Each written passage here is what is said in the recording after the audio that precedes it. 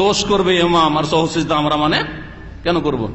কেউ যদি যুক্তি পেশ করে ইমাম সাহেব ভুল করলো, আমরা কেন সহসিজদা, আমরা বসে থাকবো, আপনি সহসিজদা করেন, ঠিক না? না, চলবে না, আপনাকে সহসিজদা করতে হবে।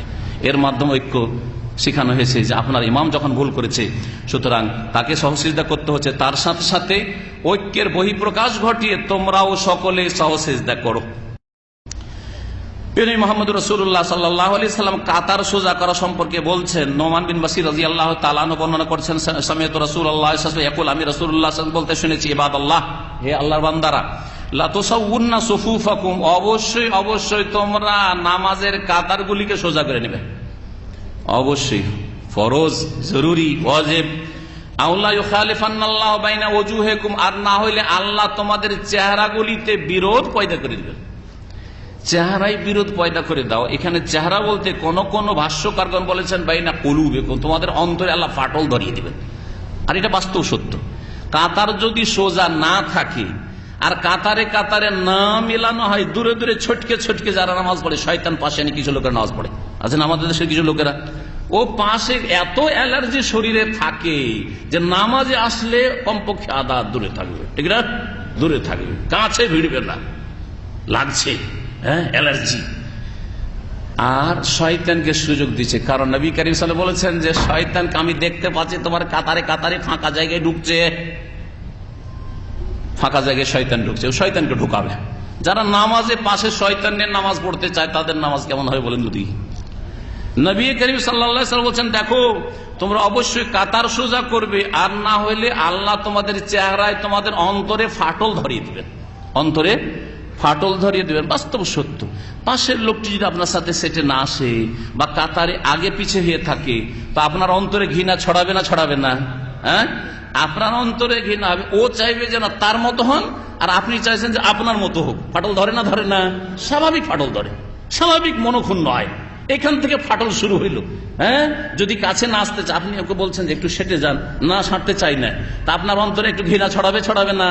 তার অন্তরে ঘৃণা, আপনার মনে তখন কি হলো? অশ্বাস আসলো যে আমাকে ঘৃণা করে, আমার শরীরের সাথে শরীর মেলাতে চাই না, আমার কাছে ভিড়তে চাই না। ফাটল ধরবে না ধরবে না? নবী সত্য কথা বলেছেন। তাই নামাজের কাতার সোজা করার মাধ্যমে এবং কাতারে কাতার মেলানোর মাধ্যমে ঐক্যের শিক্ষা দেওয়া হয়েছে। বুখারী মুসলিমের হাদিস।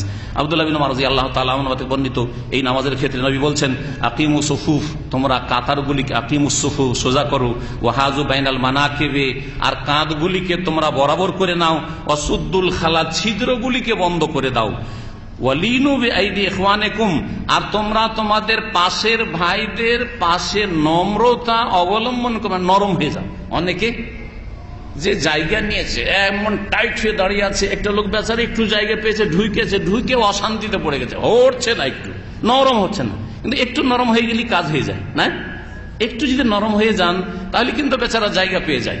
এই জন্য ভালো করে পরীক্ষা করে দেখবেন, পহিলা রাকাতে যে একটু চিপা জায়গায় ঢুকে পহিলা রাকাতে খুব কষ্ট লাগে, দ্বিতীয় রাকাতে তখন ওর শয়তানটা একটু দূরে সরে যায়, ধীরে ধীরে দেখবেন অটোমেটিকলি জায়গা হয়ে যায়। ভালো পরীক্ষিত, কিন্তু জায়গা হয় না? হয় না? জায়গা হয়ে যায়। কোথা থেকে জায়গাটা আসলো? প্রথম যখন ঢুকছিলেন আপনাকে চান্সই দিচ্ছিল না, আরে এমন করে চেপে ধরেছে, হতেই চাইছে না, একটু নরম হতেই চাইছে না। নবীর হাদিস বিরোধী কাজ।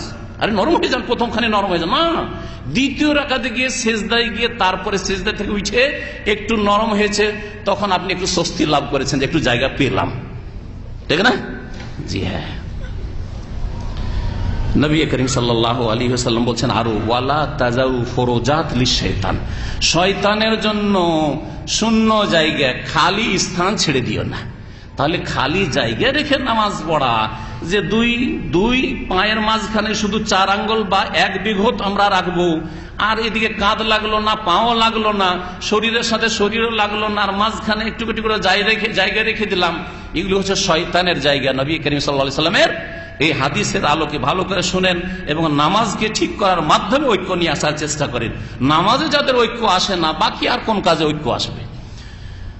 ওমান ওয়াসাল্লাহ সাফান ওয়াসালাহুল্লাহ, আর যারা কাতার মিলিয়ে নেবে আল্লাহ তার রহমতের সাথে তাদেরকে মিলিয়ে নেবেন। ওমান কাতা সাফান, আর যারা কাতারকে বিচ্ছিন্ন করে রাখে, কাতাহুল্লাহ, আল্লাহ তাকে বা তাদেরকে রহমত থেকে বিচ্ছিন্ন করবেন। সুনানে আবু দাউদের হাদিস, আল্লামা আলবানী হাদিসটিকে সহিহ বলেছেন। এই মর্মে আরো বেশ কিছু হাদিস রয়েছে, যে হাদিসগুলি